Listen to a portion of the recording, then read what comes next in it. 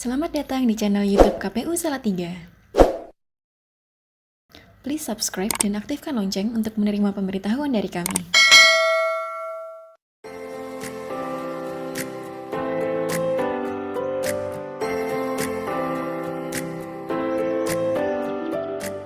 Berjumpa kembali dengan channel KPU Kota Salatiga.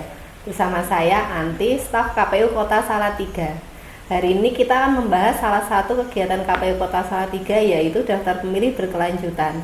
Sesuai dengan amanat Undang-Undang Nomor 7 Tahun 2017 Pasal 218, salah satu tugas KPU Kabupaten Kota adalah melakukan pemutakhiran data pemilih secara berkelanjutan. Sehingga perbincangan kita hari ini akan menjadi penting untuk teman pemilih ketahui. Telah hadir bersama kami di sini Ketua KPU Kota Salatiga, Bapak Semuri. Apa kabar Pak Semuri? Kabar baik Mbak Anti. Nah, hari ini kita akan berbincang tentang daftar pemilih berkelanjutan, Pak. Bisa dijelaskan sebenarnya daftar pemilih berkelanjutan itu apa sih, Pak? Pemutakhiran daftar pemilih berkelanjutan secara umum adalah untuk mengupdate, untuk mengoreksi kembali daftar pemilih yang sudah ada. Di antaranya adalah mencoret pemilih yang sudah tidak memenuhi syarat dan memasukkan penduduk yang sudah memenuhi syarat tapi belum terdaftar di dalam daftar pemilih. Secara prinsip begitu, Mbak Anti. Untuk daftar pemilih sendiri itu ada dasar hukumnya tidak ya, Pak? Ya, dasar hukum proses pemutakhiran berkelanjutan itu dituangkan di dalam Undang-Undang 7 tahun 2017, kemudian diturunkan di Peraturan KPU nomor 11 tahun 2018.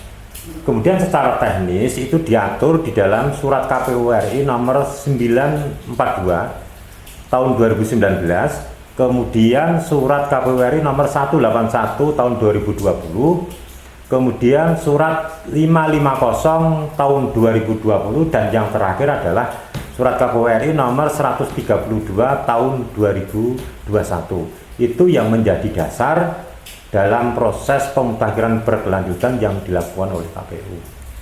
Untuk teknis daftar pemilih berkelanjutan itu sendiri, Pak, bagaimana ya? Secara prinsip, proses pemutakhiran berkelanjutan itu adalah dimulai dari basic datanya itu daftar pemilih tetap pemilu terakhir, yaitu pemilu tahun 2019. Dari sana kemudian kita lihat kembali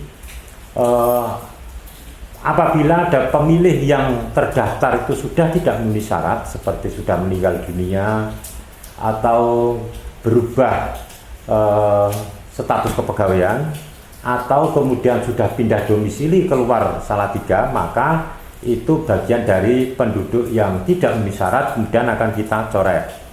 Kemudian memasukkan penduduk yang sudah memenuhi syarat, yaitu genap berusia 17 tahun pada saat hari pemungutan suara nanti, pemilu yang akan datang, itu kita masukkan di dalam daftar pemilih itu. Jadi prinsip dari teknis pelaksanaan proses pemutakhiran berkelanjutan itu diawali dari DPT pemilu terakhir, kemudian kita update dengan jalan bekerjasama dengan para stakeholder, Mbak. Untuk stakeholder itu bisa dijelaskan Pak Semuri? Ya.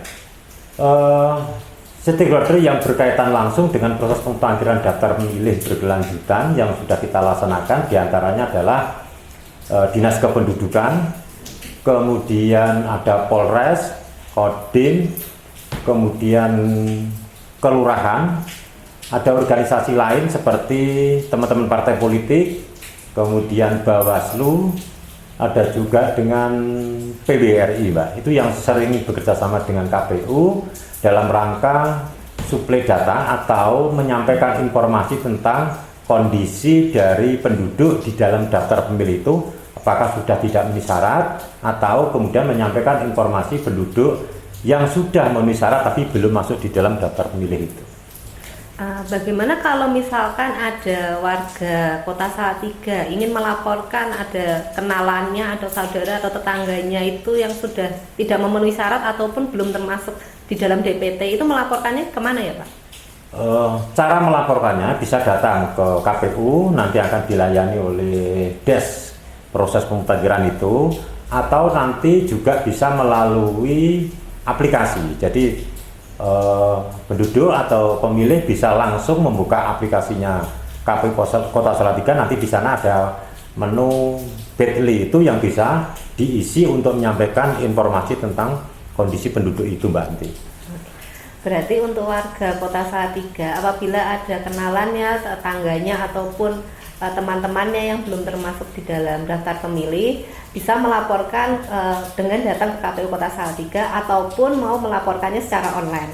Untuk online-nya sendiri bisa membuka website KPU Kota Salatiga. Nanti di sana ada link Bitly untuk melaporkan teman-temannya ataupun tetangganya yang belum masuk ke dalam DPT ataupun yang mungkin sudah tidak memenuhi syarat.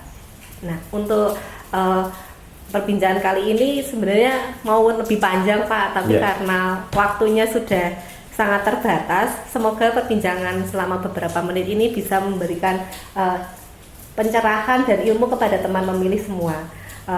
Saya Anti menyampaikan terima kasih. Sampai berjumpa lagi dengan video KPU Kota Salatiga. Tetap di channel KPU Kota Salatiga. Jangan lupa jaga kesehatan dan taat dengan protokol kesehatan. Terima kasih.